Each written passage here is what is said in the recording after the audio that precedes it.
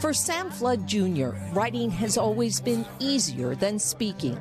I have 2 learning disabilities. Spoken words eluded him until he was 5 years old. So to communicate, Sammy, as his family calls him, would grab his older sister Eliza's beautiful blonde curls. I would always pull my sister's hair because as a means of grabbing my parents' attention, I couldn't talk back then. But now we're pretty much friends now. Like, we're very close. Yeah.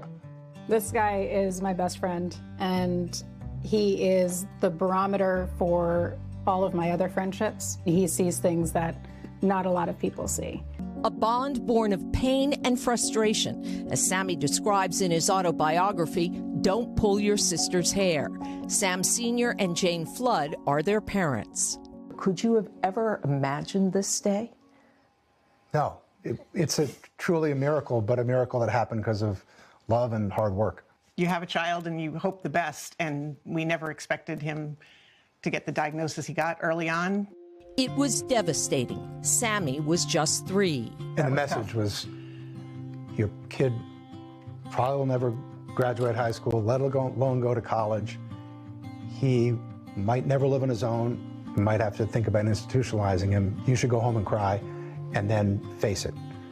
And instead of crying, we went home and said, we're going to fight and figure out what we can do. Jane stayed home to raise Sammy, a child then locked in his own world. We have good cop and bad cop with dealing with specialists and teachers in the outside world on Sammy's behalf. And there were several instances where I generally was the bad cop role because I was here all the time and I would have to go speak to the teachers, and this happened at school. I didn't want to always get in people's faces and fight, but it's your child, so you're going to do it. Sammy lasted 1 day at his first preschool. A speech therapist taught him to talk, and Sammy went on to earn high school and college diplomas. That was sort of frustrating since I just want to be like every other kid in school, but I feel like society doesn't want me to be normal. How did that make you feel inside? Yeah, felt like they're always judging what they don't understand. How hard was that for you? Oh, it pissed me off. I may be significantly smaller than Sammy, but I am a bulldog when it comes to people messing with him. Yeah, if you're the bulldog, what kind of dog am I? I think you're a Great Dane. A Great Dane. At 6'7", Sam Sr. calls Sammy his gentle giant.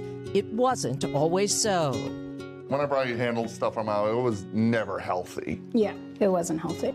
What have you learned from those times? Maybe just think things through and sometimes use your words, not your hands. Sammy used his words to become a writer, signing books at bookends in his hometown of Ridgewood, New Jersey, joining a who's who of authors. It's really incredible, and I'm really proud of him. He's opened my eyes to a lot of things that I would be a much worse person if I didn't have him. Thank you, everyone, for coming over. Eliza gets the title, Sam Sr., a multitude of thanks. The dedication goes to Jane. To my mom, who always believed in me, always fought for me, and gave me the opportunity to live this amazing life. And Sammy's life now includes living on his own and working in logistics, graphic design, and the tape library at NBC Sports, where Sam Sr. is executive producer. At 31, Sammy has 1 book down, and he has plans for a 4-book fantasy series. Okay. And his goal is to be a New York Times best-selling author. He just manifested. What a great story. He's on his way. You can relate to this. Listen, this is the journey that Deborah and I walk with Nick, and he has enriched our lives so much, and the idea is not to put any sort of limits on them, you know. And that's been the greatest lesson we've learned. The thing that got me was that doctor who took hope away from a child's life and from his parents, and I can't think of a crueler thing to do in this world. He was trying to be realistic, but how cruel that was, and look what happened. That was one of the things that struck us at Nick's graduation recently. The number of kids who got up and said to all those who said, I couldn't do this. Right. It was like, people told you couldn't do this. And they each said, Yes, they said, oh, our teachers, my guidance counselor, my doctor.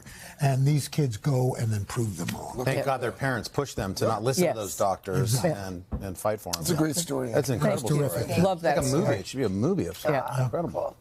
Hey, thanks for watching. And don't forget, you can catch the Today Show every morning on NBC or take Today when you're on the go. Just follow the Today podcast on Apple Podcasts, Spotify, or wherever you listen.